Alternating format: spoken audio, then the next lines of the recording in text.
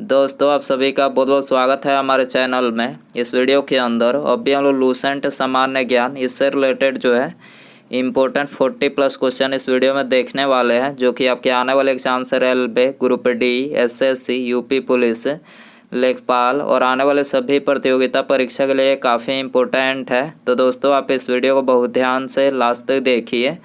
Channel पर आया है तो चैनल को सब्सक्राइब कर बेल आइकन यानी जो घंटी का निशान है उसे ज़रूर से ऑन कर दें। तो चलिए शुरू करते हैं। देखिए यहाँ पर हमारा पहला क्वेश्चन दिया गया है, प्रतिवर्ष बसंत के मौसम में ओजोन छिद्र डैश के ऊपर निर्मित होता है। प्रतिवर्ष बसंत के मौसम में ओजोन छिद्र डैश के ऊपर निर्मित होता है।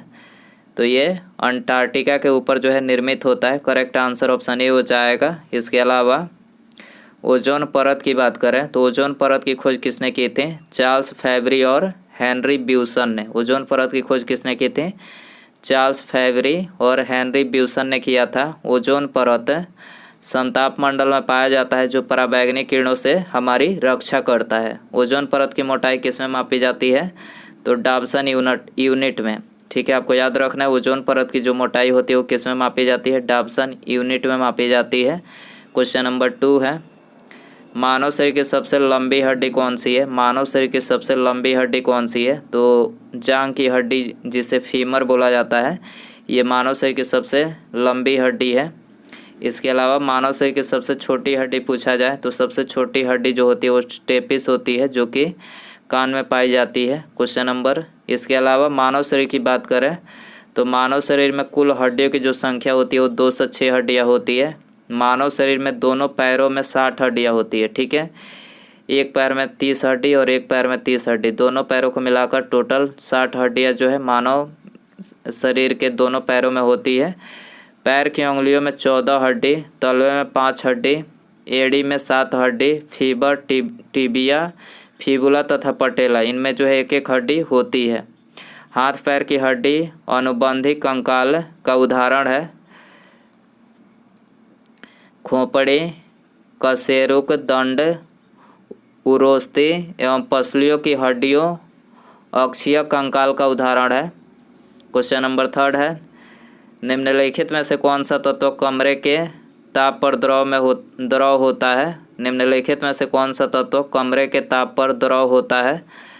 तो करेक्ट आंसर ऑप्शन बी हो जाएगा, पारा। क्वेश्चन नंबर 4 है, इनमें से कौन सा संगठन जलवायु परिवर्तन के प्राकृतिक, राजनीतिक एवं आर्थिक प्रभाव के साथ साथ इसका उद्देश्यपरक वैज्ञानिक दृष्टिकोण प्रदान करता है? तो देखिए, ये है inter governmental panel on climate change. Inter governmental panel on climate change जो है ये जलवायु परिवर्तन के प्राकृतिक, राजनीतिक, आर्थिक प्रभाव के साथ साथ इसका उद्देश्यपरक वैज्ञानिक दृष्टिकोण प्रदान करता है। तो डी आंसर हो जाएगा। क्वेश्चन नंबर 5 है, निम्नलिखित में से कौन सा एक एस्टर है? कौन सा एक एस्टर है? तो करेक्ट आंसर सी हो जाएगा, CH3 COO C2H5। क्या है? एक एस्टर है। क्वेश्चन नंबर 6 है, कंप्यूटर शब्दावली के संदर्भ में DDL का पूर्ण रूप क्या है? DDL का फुल फॉर्म आपको बताना है इसमें। तो करेक्ट आंसर सी हो जाएगा, data definition language. Data definition language जो है DDL का फुल फॉर्म है। क्वेश्चन नंबर 7 है, DRDO द्वारा विकसित उस रोबोट का नाम क्या है जो खतरनाक वस्तुओं का पता लगाने, उन्हें नियंत्रित करने और नष्ट करने के लिए उपयोग में लाया जाता है? तो उस रोबोट का क्या नाम है? दक्ष। याद रखना है, दक्ष है। सी आंसर हो जाएगा। क्वेश्चन नंबर 8 है, इनमें से कौन सा विश्व का एकमात्र संचालित नाभिकीय रिएक्टर है जिसमें यूरेनियम 233 ईंधन का उपयोग किया जाता है? यूरेनियम 233 ईंधन का उपयोग किस में किया जाता है? तो ये कामिनी रिएक्टर में किया जाता है। ठीक है, कामिनी नाभिकीय रिएक्टर में किया जाता है। तो आंसर हो जाएगा ऑप्शन डी। क्वेश्चन नंबर 9 है, हमारे शरीर में प्रोटीन की कमी से कौन सा रोग होता है? प्रोटीन की कमी से हमारे शरीर में कौन सा रोग होता है? क्वाशियोरकर रोग होता है। क्वाशियोरकर, याद रखना है, डी आंसर हो जाएगा। इसके अलावा मरासमस नामक रोग की बात करें तो ये प्रोटीन की कमी से होता है। प्रोटीन बड़े जटिल और नाइट्रोजन युक्त यौगिक है जो पेप्टाइड बांड द्वारा जुड़ी एमिनो अम्ल की कई छोटी इकाइयों से मिलकर बना होता है। प्रोटीन शरीर के ऊतकों एवं अंगों की संरचना, क्रियाविधि तथा विनियमन हेतु आवश्यक है। प्रोटीन में कार्बन, हाइड्रोजन, ऑक्सीजन और नाइट्रोजन तत्व पाए जाते हैं। सामान्य अमीनो अम्ल की संख्या 20 है, जिसमें 9 आवश्यक तथा 11 अनावश्यक अमीनो अम्ल होते हैं। विटामिन सी की कमी से कौन सा रोग होता है? स्कर्वी रोग होता है। विटामिन B1 की कमी से बेरी होता है और विटामिन डी की कमी से जो है रिकेट्स रोग होता है। याद रखना है आपको। कंप्यूटर में CPU के 3 घटक डैश होते हैं। कंप्यूटर के CPU में 3 घटक डैश होते हैं। तो 3 घटक जो होते हैं कंट्रोल यूनिट, ALU और मेमोरी। कंट्रोल यूनिट, ALU और मेमोरी होते हैं। ठीक है, बी आंसर हो जाएगा। इसके अलावा CPU की बात करें तो देखिए इसका फुल फॉर्म क्या है? सेंट्रल प्रोसेसिंग यूनिट इसका फुल फॉर्म है। CPU को कंप्यूटर का मस्तिष्क कहा जाता है। कंट्रोल यूनिट यह घटक कंप्यूटर के सभी भागों के संचालन को नियंत्रित करता है। कंट्रोल यूनिट जो होता है यह घटक कंप्यूटर के सभी भागों के संचालन को नियंत्रित करता है। मेमोरी यूनिट यह घटक कार्य, निर्देश, डेटा और मध्यवर्ती परिणाम को स्टोर करना है। ALU की बात करें तो देखिए इसका फुल फॉर्म होता है arithmetic logic unit. Question number 11 है, माइक्रोफोन डैश रूपांतरित करता है। माइक्रोफोन डैश रूपांतरित करता है, तो करेक्ट आंसर डी हो जाएगा, ध्वनि ऊर्जा को विद्युत ऊर्जा। माइक्रोफोन जो है ध्वनि ऊर्जा को विद्युत ऊर्जा में रूपांतरित करता है। विद्युत ऊर्जा को ध्वनि ऊर्जा में बदलने वाली युक्ति लाउड स्पीकर है। विद्युत ऊर्जा को ध्वनि ऊर्जा में बदलने वाली युक्ति कौन सी है? लाउड स्पीकर है। विद्युत मोटर विद्युत ऊर्जा को यांत्रिक ऊर्जा में रूपांतरित करता है। डायनेमो यांत्रिक ऊर्जा को विद्युत ऊर्जा में रूपांतरित करता है। चार्ल्स बेबेज द्वारा डिजाइन किया गया पहला यांत्रिक कंप्यूटर का नाम कंप्यूटर किस नाम से जाना जाता है? चार्ल्स बेबेज द्वारा डिजाइन किया गया पहला यांत्रिक कंप्यूटर किस नाम से जाना जाता है? तो ये एनालिटिकल इंजन के नाम से जाना जाता है। करेक्ट आंसर ये हो जाएगा। चार्ल्स बेबेज की बात करें तो इनको जो है कंप्यूटर विज्ञान का जनक कहा जाता है। प्रथम इलेक्ट्रॉनिक कंप्यूटर ENIAC था। ENIAC का फुल फॉर्म क्या है? Electronic numerical integrator and computer. ENIAC का फुल फॉर्म है। एबेकस की बात करें तो ये गणितीय गणना हेतु प्रयुक्त एक प्राचीन उपकरण है। प्रतिरोध का SI मात्रक क्या है? प्रतिरोध का SI मात्रक क्या है? तो इसका SI मात्रक है ओम। करेक्ट आंसर सी हो जाएगा। राष्ट्रवाद के प्रचार के लिए समाचार पत्र अल हिलाल का प्रकाशन किसने आरंभ किया था? अल हिलाल का प्रकाशन किसने प्रारंभ किया था? मौलाना अबुल कलाम आज़ाद ने किया था। करेक्ट आंसर बी हो जाएगा। निम्नलिखित में से किस सेमी हाई स्पीड ट्रेन को ट्रेन 18 के नाम से भी जाना जाता है? तो करेक्ट आंसर बी हो जाएगा। वंदे भारत एक्सप्रेस को जो है ट्रेन 18 के नाम से भी जाना जाता है। वंदे भारत एक्सप्रेस की शुरुआत 17 फरवरी 2019 को दिल्ली से वाराणसी के बीच हुई थी। किस नदी को पीली नदी यानी येलो रिवर के नाम से जाना जाता है? पीली नदी के नाम से किस नदी को जाना जाता है?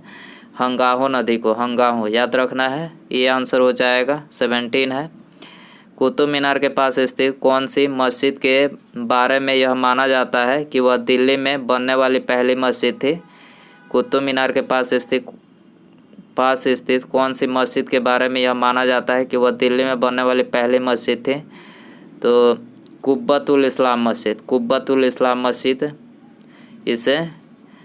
इसे दिल्ली में बनने वाली पहली मस्जिद के रूप में जाना जाता है। कुब्बतुल इस्लाम मस्जिद का निर्माण दिल्ली सल्तनत के गुलाम राजवंश के संस्थापक कुतुबुद्दीन ऐबक ने किया था। 2.5 दिन का झोपड़ा अजमेर में स्थित है। इसका निर्माण कुतुबुद्दीन ऐबक ने ही किया था। निम्नलिखित में से किस भारतीय राज्य को 1972 तक नॉर्थ ईस्ट फ्रंटियर एजेंसी के रूप में जाना जाता है? निम्नलिखित में से किस भारतीय राज्य को 1972 तक नॉर्थ ईस्ट फ्रंटियर एजेंसी के रूप में जाना जाता है? तो ये अरुणाचल प्रदेश को जाना जाता है। करेक्ट आंसर ये हो जाएगा। मनुष्य में कितना लीटर खून होता है? मनुष्य में कितना लीटर खून होता है? 5 से 6 लीटर जो है खून होता है। करेक्ट आंसर बी हो जाएगा। किसे झीलों की नगरी कहा जाता है? किसे झीलों की नगरी कहा जाता है? तो उदयपुर को जो है झीलों की नगरी कहा जाता है। डी आंसर हो जाएगा। अक्टूबर 2020 तक प्राप्त जानकारी के अनुसार भारत के संविधान में कितने भाग हैं? तो अक्टूबर 2020 की प्राप्त जानकारी के अनुसार 25 भाग हैं। याद रखना है 25 भाग। और मूल संविधान में कितने भाग थे? 22 भाग। ठीक है, मूलतः जो संविधान बना था तो उसमें 22 भाग थे। भारतीय संविधान में एक प्रस्तावना 465 से अधिक अनुच्छेद है, जबकि मूल संविधान में 395 अनुच्छेद थे। भाग की बात करें तो मूल संविधान में अभी वर्तमान में 25 भाग हैं, लेकिन मूल संविधान में 22 भाग थे। वर्तमान में 12 अनुसूचियाँ हैं, लेकिन मूल संविधान में 8 अनुसूचियाँ थीं। भारतीय संविधान सभा ने संविधान को 26 नवंबर 1949 को अंगीकार किया। संपूर्ण संविधान 26 जनवरी 1950 को लागू किया गया। संविधान बनाने के लिए 13 कमेटियां गठित की गई। संविधान सभा की प्रथम बैठक 9 दिसंबर 1946 को हुई थी। भारत में नीली क्रांति का संबंध किससे है? भारत में नीली क्रांति का संबंध किससे है? मत्स्य पालन से है। करेक्ट आंसर डी हो जाएगा। भारतीय अर्थव्यवस्था डैश है। भारतीय अर्थव्यवस्था डैश है, तो ये मिश्रित अर्थव्यवस्था है। करेक्ट आंसर डी हो जाएगा। प्लासी के युद्ध में ब्रिटिश ईस्ट इंडिया कंपनी के सैन्य दल का नेतृत्व किसने किया था? तो ये रॉबर्ट क्लाइव ने किया था। करेक्ट आंसर बी हो जाएगा। 25 है। सबसे पहला और सबसे पुराना अंतर सरकारी संगठन कौन सा है? सबसे पहला और सबसे पुराना अंतर सरकारी संगठन कौन सा है? तो करेक्ट आंसर डी हो जाएगा। Central commission for navigation on the Rhine. ये सबसे पहला और सबसे पुराना अंतर सरकारी संगठन है। संयुक्त राष्ट्र यानी यूएन कौन सा निकाय प्रत्यक्ष रूप से मनुष्यों के प्रजनन स्वास्थ्य से संबंधित है? तो ये है UNFPA। ठीक है, करेक्ट आंसर सी हो जाएगा। हुड़किया बाल लोक नृत्य शैली का संबंध किस भारतीय राज्य से है? तो देखिए इसका संबंध जो है उत्तराखंड से है। करेक्ट आंसर ये हो जाएगा।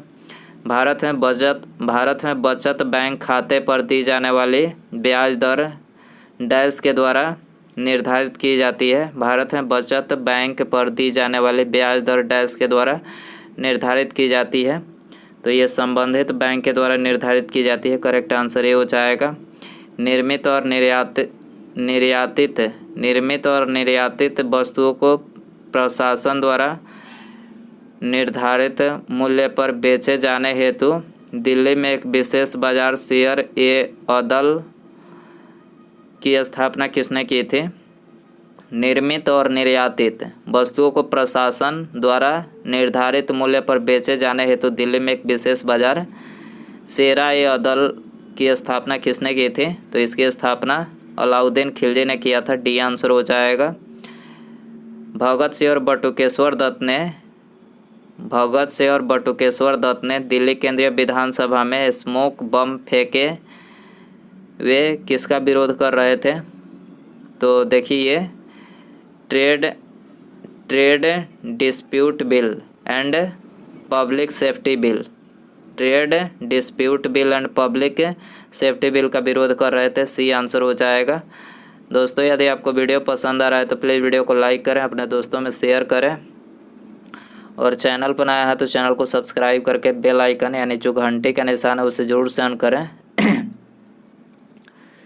इसके अलावा भगत सिंह की बात करें तो भगत सिंह और बटुकेश्वर दत्त द्वारा 8 अप्रैल 1929 को केंद्रीय विधानमंडल में बम जो है फेंका गया था।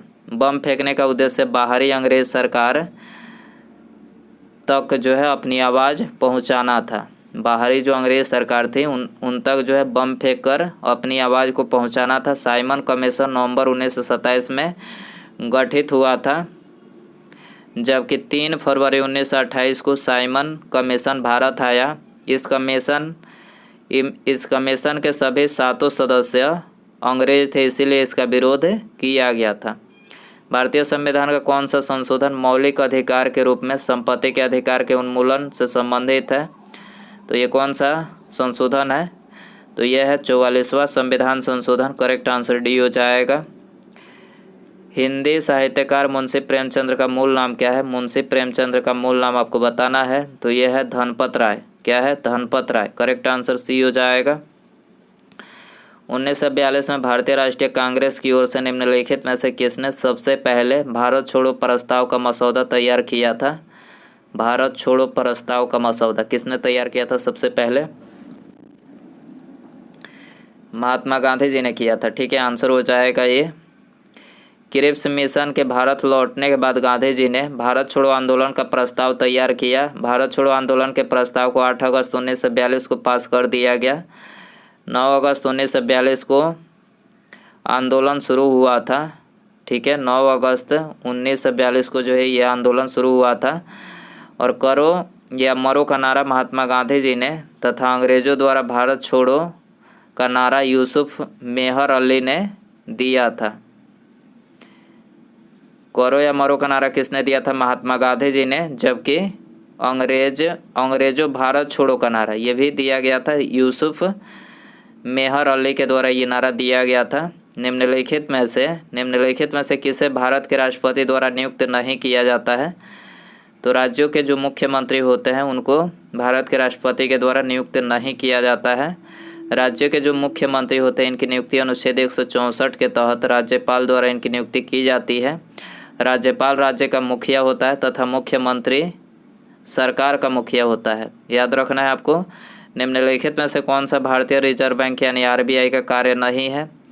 तो करेक्ट आंसर डी हो जाएगा। यह प्रतिभूति बाजार के विकास को बढ़ावा देता है। ठीक है, RBI जो है ये इसका कार्य नहीं है। बाकी ये तीनों RBI के कार्य है। यह करेंसी नोट जारी करता है, यह सरकार की बैंकिंग आवश्यकताओं का प्रबंधन करता है, यह वाणिज्यिक बैंकों की आरक्षित नकदी का अभिरक्षक है। ठीक है।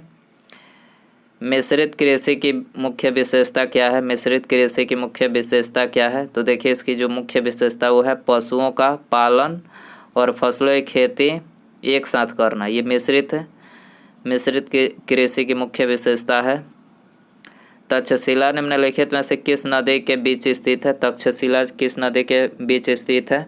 सिंधु और झेलम नदी के बीच स्थित है। करेक्ट आंसर ये हो जाएगा। निम्नलिखित अभिलेखों में से किस लेख में अशोक का नाम उल्लेखित है? अशोक का नाम जो है मास्की का लघु शिलालेख में उल्लेखित है। करेक्ट आंसर डी हो जाएगा।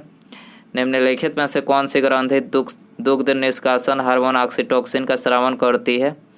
कौन सी ग्रंथि दुग्ध निष्कासन हार्मोन ऑक्सीटोसिन का स्रावन करती है? तो यह है पीयूष ग्रंथि। करेक्ट आंसर ये हो जाएगा। विश्व का सबसे ऊंचा पठार कौन सा है? विश्व का सबसे ऊंचा पठार है पामीर का पठार। करेक्ट आंसर बी हो जाएगा। भारत में बिजली उत्पादन के लिए सबसे महत्वपूर्ण कच्चा माल कौन सा है? भारत में बिजली उत्पादन के लिए सबसे महत्वपूर्ण कच्चा माल कौन सा है? तो सबसे महत्वपूर्ण जो कच्चा माल है वो है कोयला। करेक्ट आंसर ये हो जाएगा। मानव शरीर की वह ग्रंथि कौन सी है? मानव शरीर की वह ग्रंथि कौन सी है जो एंजाइम और हार्मोन्स दोनों का स्रावन करती है? तो देखिए यह है अग्न्याशय।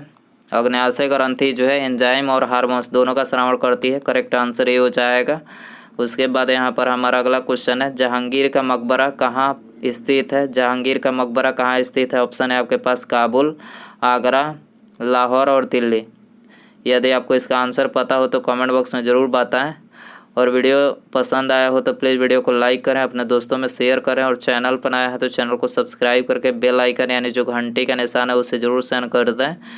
ठीक है, मिलते हैं अगले वीडियो में। नमस्कार, जय हिंद, जय भारत।